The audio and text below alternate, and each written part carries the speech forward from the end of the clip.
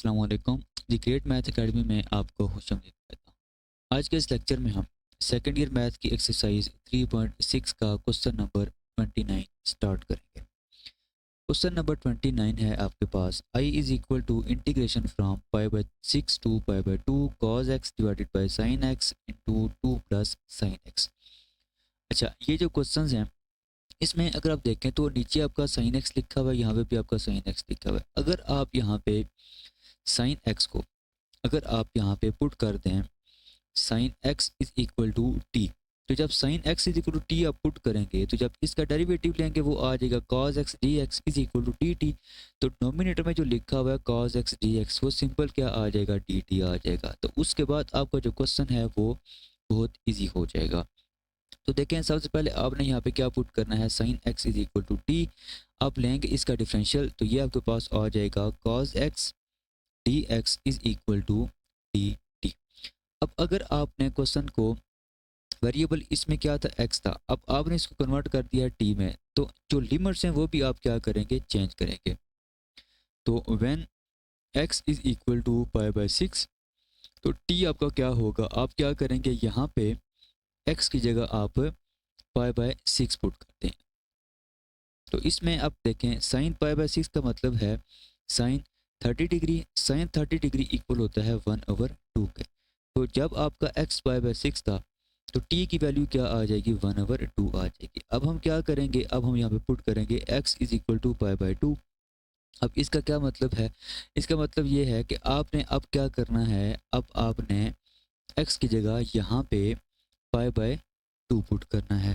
तो ये आपके पास आ जाएगा साइन पाई बाई 2 इक्वल होता है 1 के, तो यहाँ पे क्या आ जाएगा, 1 आ जाएगा। तो इसकी जो लोअर लिमिट है वो आपके पास आ जाएगी 1/2, और अपर लिमिट जो है वो क्या आ जाएगी, सिंपल 1 आ जाएगी।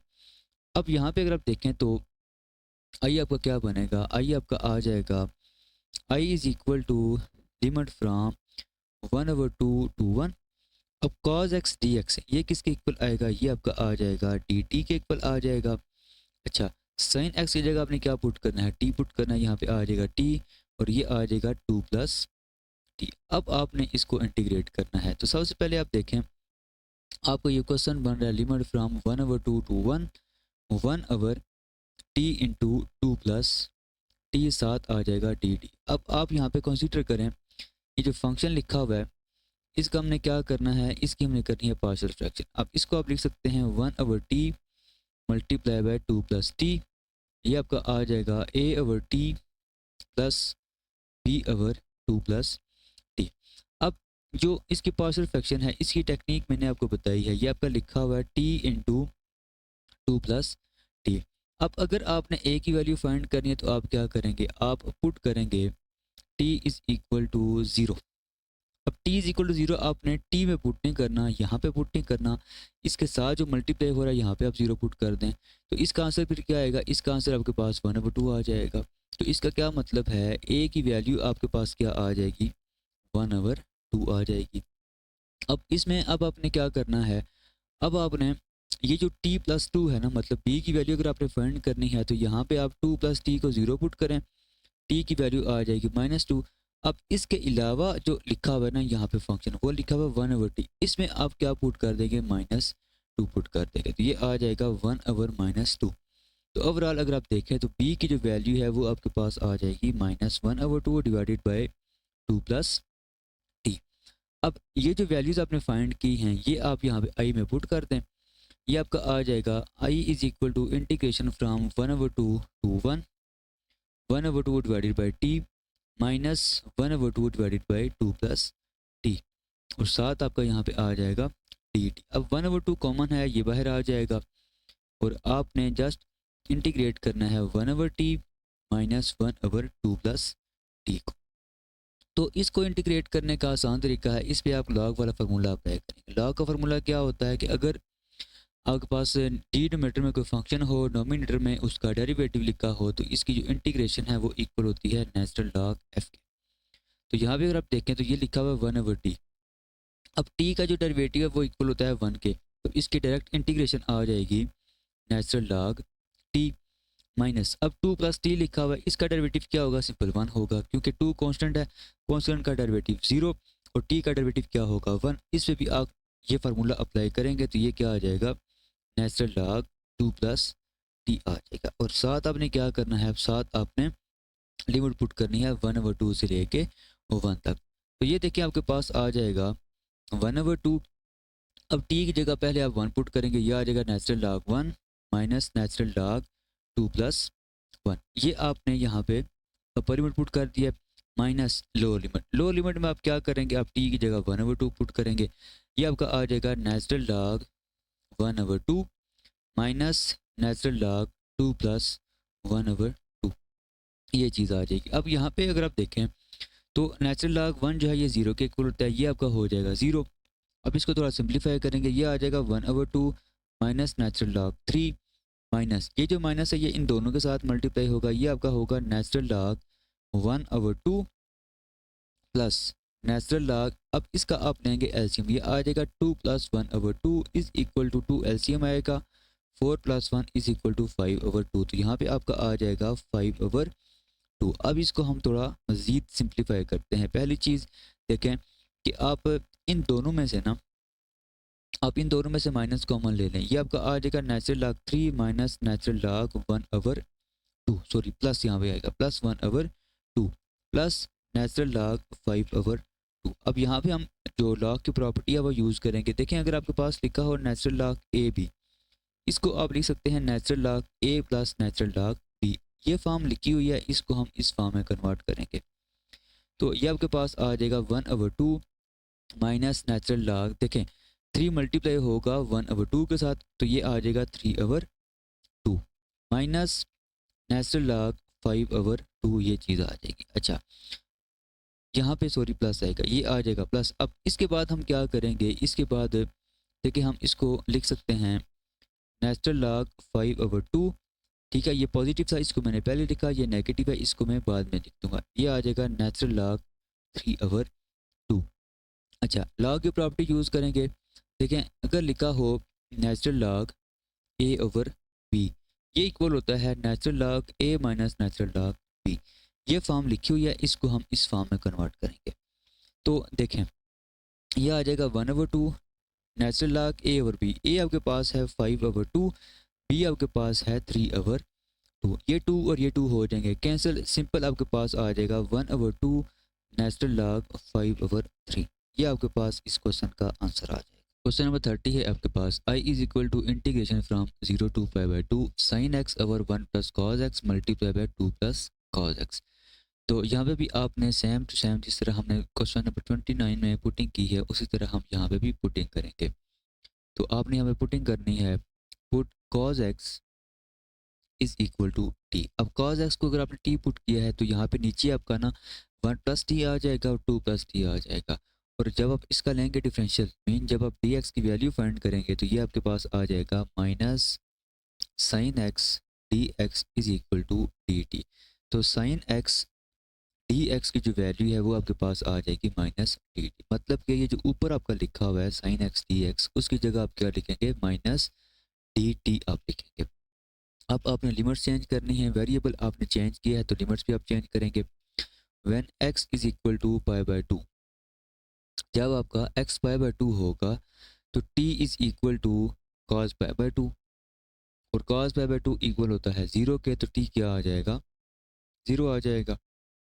अच्छा इस तरह जब आप x is equal to 0 put करेंगे तो t is equal to cos 0 और cos 0 क्या होता है 1 होता है, t इज इक्वल टू 1। इसका क्या मतलब है कि जब आप x is equal to π/2 put करेंगे तो t इज इक्वल टू 0 आ जाएगा और जब आप x is equal to 0 put करेंगे तो t इज इक्वल टू 1 आ जाएगा। तो आपके पास जो क्वेश्चन है वो क्या बनेगा, देखें जब आप x 0 पुट कर रहे थे t आपके पास क्या आ रहा है 1 आ रहा है और जब आप x is equal to π/2 put कर रहे थे t इज इक्वल टू क्या आ रहा था 0 आ रहा था। तो यहाँ पे क्या आ जाएगा 0 आ जाएगा 1/।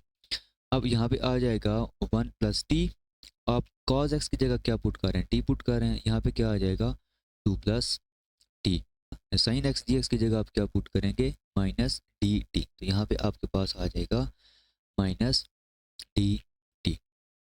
अच्छा यहाँ पे ना हम एक प्रॉपर्टी यूज़ करेंगे। देखें अगर आपके पास लिखा हो ना limit from a to b f d x, ठीक है, तो अगर आप इसकी जो लिमिट्स है ना, आप चेंज करते हैं, मतलब कि बी से लेके ए तक करते हैं, तो बाहर क्या आ जाता है, नेगेटिव आ जाता है। ये एक ना प्रॉपर्टी होती है।